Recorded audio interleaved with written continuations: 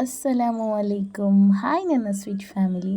So ನಾನಿವತ್ತು ಹೈದ್ರಾಬಾದಿದ್ದು ಬದನೆಕಾಯಿ ಮಸಾಲ ಮಾಡ್ತಾಯಿದ್ದೇನೆ. ತುಂಬ ಟೇಸ್ಟಿ ಆಗುತ್ತೆ. ರೊಟ್ಟಿಗೆ, ರೈಸಿಗೆ ಎಲ್ಲ. ಒಂದು ರೊಟ್ಟಿ ತಿನ್ನುವವರು 5-6 ರೊಟ್ಟಿ ತಿಂತಾರೆ. ಸ್ವಲ್ಪ ಊಟ ಮಾಡುವವರು ಒಂದು ಪ್ಲೇಟ್ ಊಟ ಮಾಡ್ತಾರೆ. ಅಷ್ಟೊಂದು ಟೇಸ್ಟಿ ಆಗುತ್ತೆ. ಸೊ ಬನ್ನಿ ಮಸಾಲ ರೆಡಿ ಮಾಡುವ. ಒಂದು ಮಿಕ್ಸರ್ ಜಾರ್ ತಗೊಳ್ತೀನಿ. ಅದಕ್ಕೆ ನಾನು ಹಾಕ್ತಾಯಿದ್ದೀನಿ ಸ್ವಲ್ಪ ಮೆಣಸಿನಕಾಯಿ, ನಿಮಗೆ ಖಾರ ಎಷ್ಟು ಬೇಕೋ ಅಷ್ಟು ಹಾಕ್ಕೊಳ್ಳಿ. ಸ್ವಲ್ಪ ಶುಂಠಿ ಪೇಸ್ಟ್ ಅಂದರೆ ಬೆಳ್ಳುಳ್ಳಿ ಮತ್ತು ಶುಂಠಿ ಹಾಕ್ತಾಯಿದ್ದೇನೆ. ಸ್ವಲ್ಪ ಕೊತ್ತಂಬರಿ ಸೊಪ್ಪು. ನೀವು ಬದನೆಕಾಯಿ ಪಲ್ಯ ಸ್ವಲ್ಪ ಜಾಸ್ತಿ ಮಾಡಿದ್ರೆ ಸ್ವಲ್ಪ ಜಾಸ್ತಿ ಹಾಕ್ಕೊಳ್ಳಿ ಮಸಾಲೆಗಳು ಎಲ್ಲ.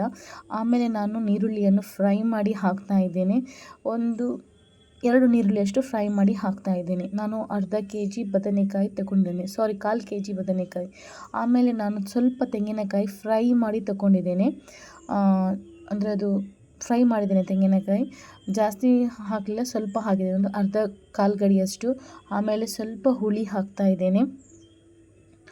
ಆಮೇಲೆ ಸ್ವಲ್ಪ ಎಳ್ಳು ಹಾಕ್ತಾಯಿದ್ದೇನೆ, ಬಿಳಿ ಎಳ್ಳು. ಇದು ಸಹ ಹುರಿದು ಹಾಕ್ಕೊಂಡಿದ್ದೇನೆ. ಎಲ್ಲವನ್ನು ಹುರಿದು ಹಾಕ್ಕೊಳ್ಳಿ. ಆಮೇಲೆ ನಾನು ಇದಕ್ಕೆ ಹಾಕ್ತಾಯಿದ್ದೀನಿ ಕಡಲೆ ಹಾಕ್ತಾಯಿದ್ದೀನಿ. ಸೊ ಅದು ಸಹ ಹುರಿದು ಹಾಕ್ತಾಯಿದ್ದೀನಿ. ಎಂತ ಹೇಳಿದ್ರೆ ನೆಲಗಡಲೆ ಹಾಕ್ತಾಯಿದ್ದೀನಿ, ಅದು ಸಹ ಹುರಿದು ಹಾಕ್ತಾಯಿದ್ದೀನಿ. ಇದನ್ನು ಸಣ್ಣಾಗಿ ರುಬ್ಕೊಂಡು ಬರ್ತೀನಿ. ಸ್ವಲ್ಪ ನೀರು ಹಾಕಿ, ಸ್ವಲ್ಪ ಕೋಲ್ಡ್ ನೀರು ಹಾಕಿ, ಕಲರ್ ಚೆನ್ನಾಗಿ ಬರುತ್ತೆ. ಆಮೇಲೆ ನೋಡಿ ಬದನೆಯನ್ನು ನಾನು ಈ ಥರ ಕಟ್ ಮಾಡಿದ್ದೀನಿ. ಚಿಕ್ಕ ಚಿಕ್ಕ ಬದನೆ ಇದ್ದರೆ ತುಂಬ ಟೇಸ್ಟಿ ಆಗುತ್ತೆ. ನಾನು ಅದು ಸ್ವಲ್ಪ ಚಿಕ್ಕ ಇರಬೇಕು, ಇನ್ನು ತುಂಬ ಒಳ್ಳೆ ಆಗುತ್ತೆ. ಸೊ ಸ್ವಲ್ಪ ದೊಡ್ಡ ಇದೆ, ಸೊ ಆದರೂ ಪರವಾಗಿಲ್ಲ. ನಾನು 1/4 kg ಸೊ ಅರ್ಧ kg ಒಳಗಡೆ ಬದನೆಕಾಯಿ ತಗೊಂಡಿದ್ದೀನಿ. ಇದೀಗ ನೋಡಿ ಮಿಕ್ಸರ್ ಜಾರಲ್ಲಿ ಸ್ವಲ್ಪ ಸಣ್ಣಾಗಿ ರುಬ್ಬಲಿಲ್ಲ, ಸ್ವಲ್ಪ ದರ್ದರಿಯಾಗಿ ರುಬ್ಬಿದ್ದೇನೆ. ಅದಕ್ಕೆ ಸ್ವಲ್ಪ ಒಂದು ಮೆಣಸಿನ ಹುಡಿ ಹಾಕ್ತಾಯಿದ್ದೇನೆ. ನಿಮಗೆ ಖಾರ ಎಷ್ಟು ಬೇಕೋ ಅಷ್ಟು ಹಾಕ್ಕೊಳ್ಳಿ. ಬದನೆಕಾಯಿ ಜಾಸ್ತಿ ಇದ್ದರೆ ಜಾಸ್ತಿ ಹಾಕಿ. ಒಂದು ಅರ್ಧ ಚಮಚದಷ್ಟು ಪೆಪ್ಪರ್ ಹಾಕಿದ್ದೀನಿ. 1.5 ಚಮಚದಷ್ಟು ಜೀರಿಗೆ ಹುಡಿ, 1/2 ಚಮಚದಷ್ಟು ಕೊತ್ತಂಬರಿ ಹುಡಿ, ಅರ್ಧ ಚಮಚದಷ್ಟು ಹಳದಿ ಪೌಡರ್. ಸೊ ಇದನ್ನೆಲ್ಲ ಪುನಃ ನಾನು ಸಣ್ಣಾಗಿ ರುಬ್ಕೊಂಡು ಬರ್ತಾಯಿದ್ದೀನಿ. ಸೊ ತುಂಬ ಟೇಸ್ಟಿ ಆಗುತ್ತೆ, ಟ್ರೈ ಮಾಡಿ. ನೋಡಿ ಈ ಥರ ರುಬ್ಕೊಂಡಿದ್ದೀನಿ. ಈಗ ನಾನೇನು ಮಾಡ್ತಾಯಿದ್ದೀನಿ, ಬದನೆಕಾಯಿಯನ್ನು ಸ್ವಲ್ಪ ಉಪ್ಪು ನೀರಲ್ಲಿ ಹಾಕಿದ್ದೆ. ಈಗ ನಾನು ಅದನ್ನು ತೆಗೆದು ಮಸಾಲೆಯನ್ನು ಅದರ ಒಳಗಡೆ ತುಂಬ ಫುಲ್ಲಾಗಿ ಹಾಕ್ತೇನೆ. ಎಲ್ಲ ಬದನೆಕಾಯಿಯನ್ನು ಫುಲ್ಲಾಗಿ ಹಾಕ್ಕೊಳ್ಬೇಕು, ಫುಲ್ಲನ್ನು ಹಾಕಬೇಕು. ನನಗೆ ನೀವು ಯೂಟ್ಯೂಬಲ್ಲಿ ಯಾವ ಥರ ಸಪೋರ್ಟ್ ಮಾಡ್ತಾಯಿದ್ದೀರಾ ಅದೇ ಥರ ನನಗೂ ಸಹ ಇನ್ಸ್ಟಾಗ್ರಾಮಲ್ಲಿ ಸಪೋರ್ಟ್ ಮಾಡಿ. ನಾನು ಇನ್ಸ್ಟಾಗ್ರಾಮ್ ನಿಮಗೋಸ್ಕರ ಆನ್ ಮಾಡಿದ್ದೇನೆ. ತುಂಬ ಜನ ಹೇಳ್ತಾರೆ ಇನ್ಸ್ಟಾಗ್ರಾಮ್ ಆನ್ ಮಾಡಲಿಕ್ಕೆ. ನನಗೆ ಅದರ ಬಗ್ಗೆ ಸ್ವಲ್ಪ ಮಾಹಿತಿ ಗೊತ್ತಿಲ್ಲ. ಮುಂದೆ ಹೋದ ಮೇಲೆ ನಾನು ಸ್ವಲ್ಪ ಕಲಿತಾ ಬರ್ತೀನಿ ಯಾವ ಥರ ಅಂತ ಹೇಳಿ. ಸೊ ಇದನ್ನೆಲ್ಲ ಫುಲ್ ಹಾಕಬೇಕು. ನಾನು ತುಂಬ ದಿವಸ ಆಯಿತು ವಿಡಿಯೋ ಹಾಕಲಿಲ್ಲ ಕುಕ್ಕಿಂಗ್. ಇದೊಂದು 4 ದಿವಸ ಏನೋ ಆಯಿತು ಏನೋ. ಸ್ವಲ್ಪ ಬ್ಯುಸಿ ಇದ್ದೇನೆ, ಯಾಕಂದರೆ ನಾನು ಮನೆಯಲ್ಲಿ ಕೂತ್ಕೊಂಡು ಸ್ವಲ್ಪ ಬುರ್ಕಾ ಡ್ರೆಸ್ ಎಲ್ಲ ಸೇಲ್ ಮಾಡ್ತಾಯಿದ್ದೇನೆ. ಆನ್ಲೈನ್ ಬಿಸ್ನೆಸ್ ಮಾಡ್ತಾಯಿದ್ದೇನೆ. ಅದಕ್ಕೂ ಪ್ರೇ ಮಾಡಿ ಒಳ್ಳೆ ಬಿಸ್ನೆಸ್ ಆಗಲಿ ಅಂತ ಹೇಳಿ.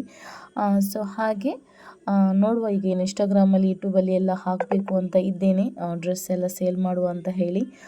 ಸೊ ನೆಕ್ಸ್ಟ್ ಟೈಮ್ ಅದೊಂದು ಸಿಮ್ ಎಲ್ಲ ತೆಗಿಬೇಕು, ಹೊಸ ನಂಬರೆಲ್ಲ. ಸೊ ಆಮೇಲೆ ನಾನು ಎಣ್ಣೆ ಹಾಕಿದ್ದೇನೆ. ಎಣ್ಣೆಯನ್ನು ಬದನೆಕಾಯಿಯನ್ನೇ ಹಾಕಬೇಕು. ಎಣ್ಣೆ ಬಿಸಿಯಾದ ನಂತರ ಬದನೆಕಾಯಿಯನ್ನು ಹಾಕಿ ಒಳ್ಳೆಯಿಂದ ಫ್ರೈ ಮಾಡಬೇಕು. ನಾನು ಎಲ್ಲ ಬದನೆಕಾಯಿಗೆ ಒಳಗಡೆ ಮಸಾಲ ಹಾಕಿದ್ದೇನೆ. ಒಂದು ಸತಿ ಟ್ರೈ ಮಾಡಿ, ಖಂಡಿತವಾಗಿ ನಿಮಗೆ ಇಷ್ಟ ಆಗುತ್ತೆ. ಎಷ್ಟು ಇಷ್ಟ ಆಗುತ್ತೆ ಅಂತ ಹೇಳಿದ್ದು ಬೇಡ. ನಾನು ಕೋಲ್ಡ್ ನೀರು ಹಾಕೋದರಿಂದ ಅದು ಮಸಾಲೆದು ಕಲರ್ ಸ್ವಲ್ಪ ರೆಡ್ಡೂ ಆಗಲಿಲ್ಲ, ಗ್ರೀನೂ ಆಗಲಿಲ್ಲ, ಒಂದು ಚಂದದ ಕಲರ್ ಆಗಿದೆ. ಸೊ ಕೋಲ್ಡ್ ನೀರು ಹಾಕ್ಕೊಂಡು ಮಸಾಲವನ್ನು ರುಬ್ಕೊಳ್ಳಿ. ಇಲ್ಲದ ಒಂದು ತುಂಡು ಐಸ್ ಹಾಕಿದ್ರೂ ಪರವಾಗಿಲ್ಲ. ಸೊ ನೋಡಿ ಈ ಥರ, ಅದು ಕಲರ್ಗೋಸ್ಕರ ಮಾತ್ರ ಹಾಕೋದು ಕೋಲ್ಡ್ ನೀರು, ಇಲ್ಲದ್ರೆ ಪರವಾಗಿಲ್ಲ. ಸೊ ಒಳ್ಳೆಯಿಂದ ಫ್ರೈ ನೋಡಿ ಈ ಥರ ಫ್ರೈ ಆಗುತ್ತೆ. ಇದರಲ್ಲಿ ಸ್ವಲ್ಪ ಮಸಾಲೆ ಉಳಿದಿದೆ ನನ್ನದು. ಬದನೆಕಾಯಿ ಒಳಗಡೆ ಹಾಕುವ ಮಸಾಲೆಯನ್ನು ನಾನು ಉಳಿದಿದ್ದೀನಿ. ಎಷ್ಟು ಬೇಕೋ ಅಷ್ಟು ಹಾಕಿದ್ದೀನಿ. ನಾನು ನಿಮಗೆ ಹೇಳಿದೆ ಅಲ್ವಾ, ಜಾಸ್ತಿ ಬದನೆಕಾಯಿ ಇದ್ದರೆ ಜಾಸ್ತಿ ಮಸಾಲೆಯನ್ನು ಹಾಕ್ಕೊಂಡು ರುಬ್ಕೊಳ್ಳಿ. ಆಮೇಲೆ ನೋಡಿ ನಾನು ಈ ಟೈಮಲ್ಲಿ ಮಸಾಲೆ ಉಳಿದದು ನಾನು ಹಾಕ್ತಾಯಿದ್ದೇನೆ. 3/4 ಅಂಶ ಬೆಂದಿದೆ, ಈ ಮಸಾಲೆ ಸ್ವಲ್ಪ ಉಳಿದಿದೆ. ಇದನ್ನು ನಾನು ಅದಕ್ಕೆ ಹಾಕ್ತಾಯಿದ್ದೇನೆ. ತುಂಬ ಸಿಂಪಲ್ ಇದೆ, ಬಟ್ ತುಂಬಾ ಟೇಸ್ಟಿ ಆಗುತ್ತೆ.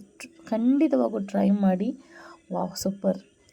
ಆಮೇಲೆ ಇದಕ್ಕೆ ನೋಡಿ ಈ ಥರ ಒಳ್ಳೆಯಿಂದ ಮಿಕ್ಸ್ ಮಾಡಬೇಕು. ಸ್ವಲ್ಪ ಒಳ್ಳೆಯಿಂದ ಮಿಕ್ಸ್ ಮಾಡ್ಕೊಳ್ಳಿ. ಆಮೇಲೆ ಇದಕ್ಕೆ ನಾನು ಸ್ವಲ್ಪ ನೀರು ಹಾಕ್ತಾಯಿದ್ದೇನೆ. ನೀರು ಜಾಸ್ತಿ ಹಾಕಬೇಡಿ, ಯಾಕಂದರೆ ಇದು ದಪ್ಪ ಇದ್ರೇ ತುಂಬ ಟೇಸ್ಟಿ ಆಗೋದು. ತೆಳುವಾದರೆ ಟೇಸ್ಟಿ ಆಗಲ್ಲ. ನಾನು ಮಿಕ್ಸರ್ ಜಾರ್ ತೊಳೆದು ಅದೇ ನೀರು ಅದಕ್ಕೆ ಹಾಕ್ತಾಯಿದ್ದೇನೆ. ಈ ಟೈಮಲ್ಲಿ ಸ್ವಲ್ಪ ಬಾಯ್ಲ್ ಬರಲಿ. ಈ ಟೈಮಲ್ಲಿ ನಾನು ಸ್ವಲ್ಪ ಇದರ ಮೇಲೆ ಕೊತ್ತಂಬರಿ ಸೊಪ್ಪು ಸಹ ಹಾಕ್ತಾಯಿದ್ದೇನೆ. ಒಳ್ಳೆಯಿಂದ ಮಿಕ್ಸ್ ಮಾಡ್ಕೊಳ್ಳಿ. ಈ ಟೈಮಲ್ಲಿ ನೋಡಿ ಸ್ವಲ್ಪ ಉಪ್ಪು, ಹುಳಿ ಎಲ್ಲ ಕರೆಕ್ಟ್ ಇದೆಯಾ ಅಂತ ಹೇಳಿ. ಕರೆಕ್ಟ್ ಇಲ್ಲ ಅಂದರೆ ಪುನಃ ಸ್ವಲ್ಪ ಹುಳಿ ನೀರು ಮತ್ತು ಸ್ವಲ್ಪ ಉಪ್ಪು ಸ್ವಲ್ಪ ಹಾಕ್ಕೊಳ್ಳಿ. ಆಮೇಲೆ ನಾನು ಇದಕ್ಕೆ ಮೇಲೆ ಕೊತ್ತಂಬರಿ ಸೊಪ್ಪು ಸಹ ಹಾಕ್ತಾಯಿದ್ದೀನಿ. ಒಳ್ಳೆಯಿಂದ ಬಾಯ್ಲ್ ಬರಲಿ. ನಿಮಗೆ ಎಷ್ಟು ದಪ್ಪ ಬೇಕು ಅಷ್ಟು ದಪ್ಪ ಇಟ್ಕೊಳ್ಳಿ. ನಾನು ಸ್ವಲ್ಪ ದಪ್ಪನೇ ಇಡ್ತಾಯಿದ್ದೀನಿ ಮತ್ತು ನಾನು ಸ್ವಲ್ಪ ಉಪ್ಪು ಹಾಕ್ತಾಯಿದ್ದೀನಿ. ಯಾಕಂದರೆ ಬದನೆಕಾಯಿ ನಾನು ಉಪ್ಪು ಹಾಕಿ ಇಟ್ಟಿದ್ದೆ ಮತ್ತು ಪುನಃ ನಾನು ಇದಕ್ಕೆ ಉಪ್ಪು ಹಾಕ್ತದೆ ಮಸಾಲೆಗೆ. ಸೊ ಬದನೆಕಾಯಿಗೆ ನೀರಲ್ಲಿ ಉಪ್ಪು ಹಾಕಿಡಿ, ಆವಾಗ ತುಂಬ ಒಳ್ಳೆ ಆಗುತ್ತೆ. ಇದಕ್ಕೆ ನಾನು ಒಗ್ಗರಣೆ ಕೊಡ್ತಾ ಇದ್ದೇನೆ ಈ ಟೈಮಲ್ಲಿ. ಸ್ವಲ್ಪ ಜೀರಿಗೆ ಎಣ್ಣೆಗೆ, ಆಮೇಲೆ ಸ್ವಲ್ಪ ನಾನು ಕಲೋಂಜಿ ಅಲ್ಲ, ಅದು ಬಿಳಿ ಕಪ್ಪು ಎಳ್ಳು ಕಲೋಂಜಿ, ಅದು ಸ್ವಲ್ಪ ಹಾಕ್ತಾ ಇದ್ದೇನೆ. ಸೊ ಈಗ ಪಟಪಟ ಅಂತ ಹೇಳುವಾಗ ಈ ಟೈಮಲ್ಲಿ ನಾನು ತೆಗೆದು ಅದರ ಮೇಲೆ ಒಗ್ಗರಣೆ ಹಾಕ್ತಾ ಇದ್ದೇನೆ. ನೋಡಿ ಇದು ಇಷ್ಟೇ. ಸ್ವಲ್ಪ ಬಾಯ್ಲ್ ಬರಲಿ. ಈ ಟೈಮಲ್ಲಿ ನಾನು ಕ್ಲೋಸ್ ಮಾಡ್ತಾಯಿದ್ದೇನೆ, ಮುಚ್ಚಲು ಬಂದ್ ಮಾಡ್ತಾಯಿದ್ದೇನೆ. ಆಮೇಲೆ ಒಂದು ಸ್ವಲ್ಪ ಮಿಕ್ಸ್ ಮಾಡ್ಕೊಳ್ಳಿ, ಮುಚ್ಚಲು ಬಂದ್ ಮಾಡಿ. ಒಂದು ಒಗ್ಗರಣೆ ಹಾಕುವಾಗ ಮುಚ್ಚಲು ಬಂದ್ ಮಾಡಿ, ಯಾಕಂದರೆ ಒಗ್ಗರಣೆ ಹೊರಗಡೆ ಹೋಗಬಾರ್ದು. ನಾನೀಗ ನಿಮಗೆ ತೋರಿಸ್ಬೇಕಲ್ಲ, ಅದಕ್ಕೆ ನಾನು ಓಪನ್ ಆಗಿ ಇಟ್ಟಿದ್ದೆ. ಸೊ ಆವಾಗ ತುಂಬ ಟೇಸ್ಟ್ ಇರುತ್ತೆ ಪರಿಮಳ ಆಗಿ. ಈ ಟೈಮಲ್ಲಿ ಕಲೋಂಜಿ ಜೀರಿಗೆ ನಮ್ಮ ಹೆಲ್ತ್ಗೂ ಸಹ ಒಳ್ಳೆ ಶೀತ ಎಲ್ಲ ಆಗುತ್ತಲ್ಲ, ಚಳಿಗಾಲಕ್ಕೆ ಕಲೋಂಜಿ ಬೆಸ್ಟ್ ಅಂತ ಹೇಳ್ಬೋದು. ನೋಡಿ ನಾನು ಎಷ್ಟು ದಪ್ಪ ಆಗಿರ್ತೀನಿ, ಸ್ವಲ್ಪ ಬಾಯ್ಲ್ ಆಗಲಿ ಅಂತ ಇಟ್ಟು ಬಿಡ್ತೀನಿ, ಯಾಕಂದರೆ ನನಗೆ ಇನ್ನೂ ಸ್ವಲ್ಪ ದಪ್ಪ ಆಗಬೇಕು. ರೈಸಿಗೆ ಅದರಿಷ್ಟು ಪರ್ಫೆಕ್ಟ್ ಆಗಿದೆ. ನಾನು ರೊಟ್ಟಿಗೋಸ್ಕರ ಮಾಡ್ತಾಯಿದ್ದೇನೆ, ಚಪಾತಿಗೋಸ್ಕರ. ಸೊ ಸ್ವಲ್ಪ ದಪ್ಪ ಮಾಡ್ತೇನೆ. ನೋಡಿ ನಾನು ಎಷ್ಟು ದಪ್ಪ ಇಟ್ಟಿದ್ದೀನಿ. ನಿಮಗೆ ಏನು ತೆಳು ಬೇಕಾದರೆ ಫಸ್ಟಿಗೆ ಗ್ಯಾಸನ್ನು ಆಫ್ ಮಾಡಿ. ನನಗೆ ಸ್ವಲ್ಪ ದಪ್ಪ ಬೇಕು ಅಂತ ನಾನು ಇಟ್ಟಿದ್ದೆ.